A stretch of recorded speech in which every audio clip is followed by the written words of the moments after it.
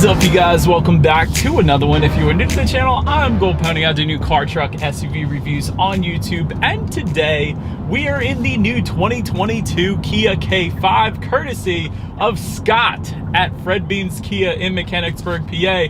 For more information on their inventory, please feel free to check out the link in the description box below. And yes, I specifically mentioned Scott because this is actually his vehicle. So if you're going to go to Fred Beans and buy your Kia, make sure you buy it from Scott. But anyways, I'm in this one today because there are actually several changes for the 2022 K5, including, of course, that new badge or logo you guys could see on the vehicle. Also, all-wheel drive is available for the K5, which is quite a brilliant thing and not always the case in all sedans out there. You do also get America's Best warranty, being 5 years, 60,000 mile bumper to bumper, 10 years, 100,000 miles then on the powertrain. And so in this video, I will of course be testing out and going over everything about the K5, from acceleration to braking, steering for ride quality, sound system, exhaust clip, all of that fun stuff. So having said all of that, what do you guys say? Let's just go ahead and jump right into it. And as always, let's start with pricing. So when it comes to the pricing, there are a ton of different trim levels available for the K5. First one being the LX, starting at $23,690. LXS front-wheel drive for $24,690. LXS all-wheel drive for $26,490. GT line front-wheel drive for $26,090. GT line all-wheel drive for $27,690. EX for $28,590, and then the GT for $31,090. That is quite a bit of different trim levels that are available. But so then, as you can imagine, with all of those different trim levels that you have there are a couple different power plants available for the K5. First one being a 1.6 liter turbocharged inline 4-cylinder, coming standard with all trim levels but the GT trim. That is going to be the different setup. But for this 1.6 liter, you get 180 horsepower at 5,500 RPM, 195 pound-feet of torque, coming in at 1,500 RPM. Power sent to the front wheels or all wheels through an 8-speed automatic. 0 to 60 time coming in at approximately 7 seconds flat, with MPG numbers coming in at 27 in the city, 37 on the highway for the front wheel drive, 25 city, 33 then on the highway for the all-wheel drive, taking regular unleaded fuel. But then there is that GT trim level. That one's going to be powered by a 2.5 liter turbocharged inline 4-cylinder. This one cranks out 290 horsepower at 5,800 RPM, 311 pound-feet of torque, coming in at around 1,600 RPM. Power sent to the front wheels through an 8-speed wet dual clutch with paddle shifters. That's pretty darn cool. 0 to 60 time coming in at 5.2 seconds, with MPG numbers coming in at 24 in the city, 32 then on the highway. But before we do any kind of fun acceleration tests here in our K5, I did want to first mention to you guys the drive modes. And so there is actually a circular button located just behind the shifter that will give you Eco, Sport, Comfort, Smart, and Custom, and then Sport Plus is available as well. But the snow mode, by the way, is available for the all-wheel drive configurations of the K5 only, like we have today. We actually do have that. We have the all-wheel drive K5, which is wonderful. It's definitely a car I always wanted to try out. But anyways, these drive modes adjust things like the shift points, the throttle response, the steering sensitivity, and with that snow mode, all-wheel drive system engagement as well. But so then, having got all of that out of the way, before we actually do our acceleration test, I did want to take a quick minute here to thank our sponsor for today's video, being the Ridge Wallet. So they actually sent me 2 of them. These are pretty cool, but you guys got to see all the different colors that they have available. But their slogan is carry less, live more. So essentially what they're saying is, if you're tired of big bulky wallets in your pocket, go with this because it is a fraction of the size and it's pretty heavy duty as well. Actually holds up to 12 cards in this wallet. I don't think anyone has more than 12 cards these days anyways. There's over 30 different colors and styles available, including carbon fiber and burnt titanium. This is actually the burnt titanium I have here, you guys, and I also got a navy blue aluminum one as well. But there's tons of different designs out there, and of course, since they are built so durable, the Ridge actually warranties them with a lifetime warranty. So for whatever reason they break, you simply just send it back and they'll send you out a new one. But the Ridge team is actually so confident that you will like it, they'll actually let you test drive it for 45 days, and then you can send it back for a full refund if you don't love it. And it's also made with RFID blocking technology, which protects you from digital pickpocketers as well, which is pretty nice. So definitely feel free to check them out. I'll pin a comment in the comment section below this video, as well as in the description box. And of course, feel free to use my referral code, being Gold Pony, for an additional 10% off when you actually go to purchase your Ridge wallet. And lastly, I did want to also mention they do have other products available, like this waterproof backpack that I'm going to be using from now on for my camera gear, so I don't get anything wet. And also, this thing charges up my camera batteries as well, or your laptop if you wanted to use it for school possibly. But this thing's definitely very heavy duty and I'm a big fan. But But now, let's go ahead and get back to that acceleration test. All right, you guys, we are back. I'm definitely a fan of my burnt titanium Ridge wallet for sure. But now, let's go ahead and find that straightaway. Here it is. And let's do this acceleration test here. Have a go. This is the 1.6 liter. 0 to 60 in 7 seconds flat. That is plenty of power without a doubt. I mean, obviously the GT is gonna rocket you to 60, but dang, 7 seconds flat is definitely not gonna give you any issues in merging onto the highway without a doubt. But anyways, to go along with that acceleration, as always, braking is equally important. And so up front, you will find 12-inch ventilated front discs for the non-GT trim levels, and then 13.6-inch ventilated front discs for the GT trim level, so substantially larger, being, of course, that you have a bigger engine, so I guess that makes sense. In the back, 11.2-inch solid rear disc for the non-GT, 12.8-inch solid rear disc for the GT trim level. But even with that non-GT trim level, as far as the 60-0 stopping distance goes, it comes in at an insanely impressive 116 feet, which is quite freaking brilliant, if I do say. That's sports sedan good, you guys. Usually sedans come in the 120s, SUVs typically come in the 130s, so 116 feet is plenty respectable without a doubt. As far as the braking feel goes, you can really tell that number is true because it instantly brings you to a stop. Is definitely, without a doubt, on the firmer side of the braking situation here. Not a soft braking feel whatsoever, which is a brilliant thing if you want to come to a quick stop on the highway perhaps. So wonderful, wonderful braking on the K5, at least in this vehicle here that we have today. It really is quite good. I'm not just saying that, it's wonderful. But anyways, touching on suspension and handling, up front you're going to get a McPherson strut front suspension. In the back, independent multi-link rear suspension, front and rear stabilizer bars. As far as ride quality goes, it's perfectly fine. I have had no issues whatsoever in my short test drive here today. I'm on some pretty smooth roads here in Mechanicsburg though, but still no issues whatsoever. As far as steering feel goes, it is noticeably different depending upon which drive mode that you put it in. So I do have it in that sport driving mode right now still, and it is a heavier feel to it. Wouldn't mind it a bit heavier of a feel to the steering in the sport driving mode, kind of like maybe the Lexus IS 350. I don't know. I always refer to that steering feel because that is the best, but still, it's plenty fine. The comfort driving mode definitely makes it a little more loosey-goosey, but the cool thing is that custom driving mode, you can actually make the steering feel heavier, but not that instant acceleration that you wanted to get all the time in the sport mode if you wanted to do that. That's what I personally do in my own vehicle. But as far as cabin noise goes, it's perfectly fine. I am driving right now, as you guys can see. I'm going around 30 miles per hour, but there isn't a whole lot of exterior wind noise coming into the cabin, at least right now, so I've had no issues there. And maybe that's due in part because there is an acoustic laminated front windshield that comes standard on the K5, so it is going to absorb a lot of that exterior noise, so that's definitely a good thing. And touching on visibility, I can see perfectly fine out the back, and typically with sedans you are not going to have any issues with visibility anyways. But that about rounds out the performance segment of this review, you guys. Let's now go ahead and take a look at the exterior of our brand new 2022 Kia K5. All right, so here she is, you guys, the new 2022 Kia K5. And before we start this one, I did want to give a quick disclaimer. There are a couple slight modifications on this one by the salesperson. So there are some blacked out window surrounds as opposed to the chrome window surrounds that typically come standard. And there is some tinted windows, of course, as you guys could probably tell, and some tinted front lighting as well. You guys can see this little amber turd signals. Typically they're that color, but it is slightly tinted. So did want to cover that real quick. But anyways, let's go ahead and start up front on this K5 here. You do have that new Kia logo that I personally love. I think it's a million times better than the previous Kia logo. Gives it a much more sporty appearance. Just the logo alone, in my personal opinion. Up front, you will find a GT specific front grille for the GT trim level, obviously, and the GT line as well. We do have the GT line, by the way, in case anybody was curious. Multi-reflector LED headlights coming standard for all trim levels. They do come, of course, with the automatic feature, meaning when it starts to get dark out at night, those headlights will turn on automatically for you there. Amber colored LED daytime running lights. I absolutely love that for all trim levels across the board.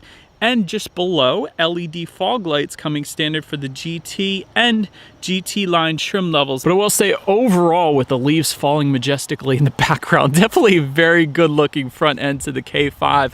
without a doubt. Wonderful looking car here. But anyways, let's now go ahead and make our way to the side of the K5. All right, so now since we are around to the side, like I just mentioned to you guys, there are some silver accenting on the upper portion of the windows that kind of ties into the trunk. Let me just show you close up real quick. So upper portion of the windows, typically it'll be silver, and then it kind of goes down and it goes around the trunk here at the bottom as well to the other side. But in this case, that was tinted or blacked out, however you want to put it. So that is what you guys are currently looking at, and I personally love it. I think this is something Kia should offer as a factory option in the future. This blacked out look, maybe a black line kind of trim level perhaps, but definitely a very nice look to the K5 without a doubt. But illuminated door handles, I love that, coming standard on all trim levels but the LX. Body colored power adjustable side mirrors come with all trim levels without the GT in its name, I'll put it that way. You will get gloss black side mirrors with the GT and GT line, that's why I mentioned that. Heated side mirrors for all trim levels across the board with LED integrated turn signals then, only if you go with the GT or the GT line. So again, that's why we have them today. But anyways, then take a look at the wheel configuration. 16-inch alloys coming with the LX and LXS front wheel drive. 18-inch gray machine finished alloys for the LXS all-wheel drive and EX, 18-inch gloss black machine finished alloys for the GT line, and 19-inch alloys then for the GT. But certainly a very nice looking side profile, especially with the tinted windows and the blacked out silver accents. But anyways, let's now go ahead and make our way to the back of the K5. All right, so now since we are around to the back, gloss black rear spoiler coming with the GT and the GT line trims. You guys can see that on the back there. New Kia logo, as with all 2022 Kias, of course. LED taillights coming with the GT and GT line. And of course, you have a very nice rear diffuser in the center of it all down there. That is actually going to come with the GT and GT line trim levels once again. And then to the sides, this is something that bothers me slightly. You would think there were dual exhaust outlets because of the silver accenting around where you would think the dual exhaust outlets would be, but there is not. That's fake, just like Audi and Volkswagen does. But anyways, there is a single exhaust outlet all the way down below. But I will say those fake exhaust outlets do actually become real with quad tips if you were to go with the GT trim, but that is the only trim that's going to give you that. Otherwise, you have the single exhaust outlet. So as always, I do believe you guys know what we have to do next. Here is that exhaust clip.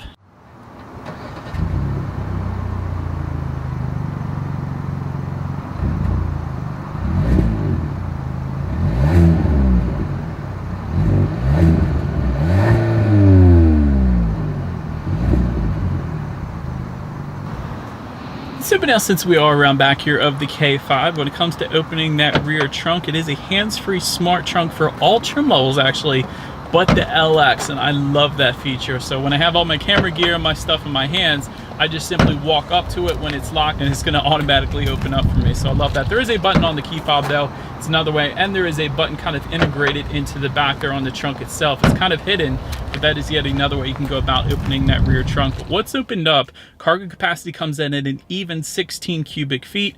If that was not enough space, there is a 60-40 split for all trim levels but the LX. So I want to specify that, meaning the rear seats do fold down, giving you a good bit of extra space then if you needed it. There is some cargo lighting back there as well. And if you were to lift up underneath of that cargo floor, you will find a spare tire back there as opposed to the fix-a-flat, in case anybody was curious about that question. But then making our way up to the rear legroom, that is going to come in at 35.2 inches. So for reference, I'm an even 6 feet tall. This is how much space I had in the rear seat. So I was able to fit plenty fine. This is me sitting behind my own driving position, of course. Rear ventilation does come standard on the EX and the GT. That's quite interesting. So our GT line is not going to give us rear ventilation, interestingly enough. Rear center armrest with cup holders does come on all trim levels but the LX, and then dual rear USB charging ports coming for all trim levels but the LX as well, which is interesting because my Sonata only gives you one charging port, but the K5 gives you two. So if you got two kids like I do, they're not fighting over any charging ports. So that was kind of interesting to see that too. But overall, rear seats were plenty fine. There was LED interior lighting, even for those second row seats as well, which I thought was pretty cool. Then make our way up to the front seats. Manually adjustable cloth seating coming with the LX trim levels. 10-way power driver seat with 2-way power lumbar coming with the GT line trim level and up. Syntex seating coming with the GT line trim level and up. You do get enhanced bolstering, of course, if you were to go with the GT trim level because of the extra power and better braking and all that fun stuff. Heated front seats coming with the GT line trim level and up. Ventilated front seats for the EX trim, but going to be optional then on the GT. Overall, as far as seat comfort goes, it is 100% plenty comfortable. I've had no issues whatsoever. Might even be more comfortable than my Sonata, to be quite honest. And I do like the GT line badging found in the upper portion of the seat that we have here because we have the GT line, so I think that's pretty cool. Then when it comes to the startup, let me start by showing you guys the key here. You do have the Kia logo on the one side along with the remote start. That's the hold circular button there. That's going to be a remote start. But all of your buttons essentially are located on the side of the key. You got lock, unlock, and that button to pop the rear trunk, but it is all keyless entry with a push button start if you go with any of the trim levels but the LX. Again, the LX trim level is not going to give you that, but all I'm going to do here then is simply put my foot on the brake and press that silver engine start button located just to the left of the front air vents there. And so once started up, tachometer is all the way to your left, speedometer is all the way to your right, and there is a digital speedometer that will be located front and center, giving you information like how many miles you have left until you hit empty, which it looks like is telling us 391 right now, which is pretty impressive for an all-wheel drive sedan. And that looks like we do have a full tank of gas. That's a decent amount of range there.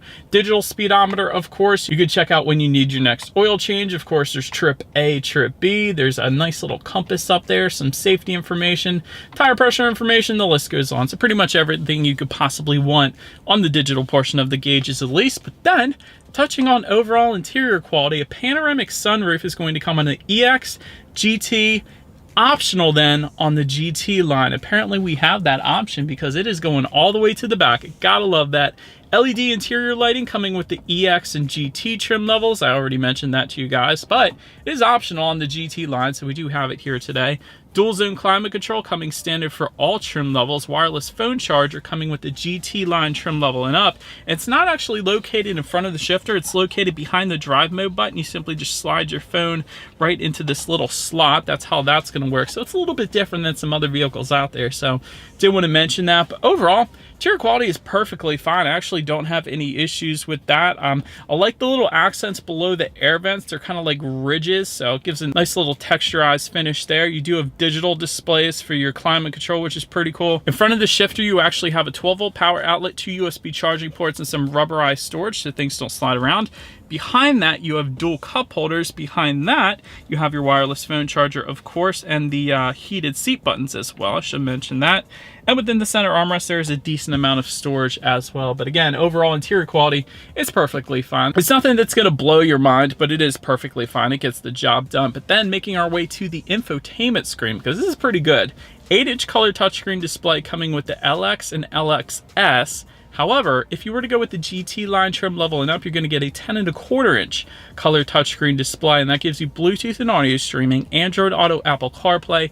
Factory navigation system is going to come with the GT line trim level and up, so we do have that. And of course, you have my favorite, sounds of nature. And so what I was told by Scott, the salesperson there, was that a lot of parents will use the sounds of nature to put their kids to sleep in the back. I don't know why I never thought of that before, but a lot of people have asked me previously, what is that sounds of nature feature actually there for? Like, what do you use that for? You use it to put the kids to sleep. That's pretty darn cool. I never thought of that, but it's a good idea. Anyways, there's also a voice memo system up there. You can save your voice for a later date if you didn't want to forget something. There's your climate control information, of course, and also your radio information as well. And so when it comes to the sound systems here of the K5, you will get 6 speakers for all trim levels across the board. However, there is an optional 12-speaker Bose sound system that is going to be optional only for the EX and GT trim levels. So therefore, we do have that 6-speaker sound system with us here today. So what do you guys say? Let's go ahead and turn on the radio, see what we got playing today, and let's test out the clarity of this one. It's okay. It'll get the job done. I mean, it's 6 speakers. It's actually not bad for a 6-speaker sound system, but there's definitely better sound systems out there like the Bose sound system I was mentioning to you guys. But last thing I wanted to mention is when you do put the K5 in reverse, you will, of course, find a rear view camera, pretty darn high definition as well, letting you know who or what is behind you, which is always is going to lead us into safety. That's the first thing I want to mention when it comes to safety. The K5 is an IIHS top safety pick plus, which is the very highest designation given by IIHS, so that pretty much says it all right there. Front side curtain airbags do come standard. There is the driver's knee airbag up front as well. In the back, you're going to have latch, aka lower anchors and tethers for children for the rear car seats, rear child door locks, tire pressure monitoring system, but also coming standard across the board will include a forward collision avoidance assist system, driver attention warning, lane keep assist, lane following assist, and rear occupant alert as well. Then if you were to go with the LXS trim level and up, you're also going to get safe exit assist and a blind spot monitoring system with rear cross traffic alert. That's a big one. Then if you were to go with the EX, that's going to add rear parking sensors. Then optional for the GT line trim level and up is going to be highway driving assist and adaptive cruise control then as well. And so overall, when it comes to my final thoughts here of the new K5, I do love the amber LED daytime running lights up front. That really is maybe the main identifying look for the K5 because not many other vehicles are putting those standard on all trim levels. That's pretty cool. 290 horsepower availability is great. All-wheel drive availability is great. Not all sedans will give you that, like my Sonata. It's wonderful, but it only comes in front-wheel drive. That is one thing I always critique that car with. I wish it came with all-wheel drive like the K5 that we have today because it snows here in Pennsylvania. Every now and then you need that. Also, great safety on this one. Top Safety Pick Plus is an amazing thing. You get a great warranty. You get America's best warranty, I'll put it that way. As far as room for improvement goes, one of the things is the shifter. I feel like the shifter could be switched up a little bit as far as the top part of the shifter. I like the shift boot. I don't know, it just feels a little bit cheapy, I guess. And also, digital gauges would be wonderful on the K5. You get them on the Sonata, but you don't get it on the K5. That's really my only two room for improvements. Other than that, this car is quite wonderful in my personal opinion. It's kind of my style. But anyways, let me know what you guys think of the K5 in the comments section below. That is about it for this one, you guys. Thank you so much for watching. Feel free to follow me on social media at the bottom of the screen if you want to see what's coming next on the channel before it actually gets to YouTube. Be sure to hit the subscribe and the bell notification button if you're into new car reviews. That is what we do here on this channel after all. Do appreciate you guys watching more than you know, and I will see you guys all in the next video. Stay gold.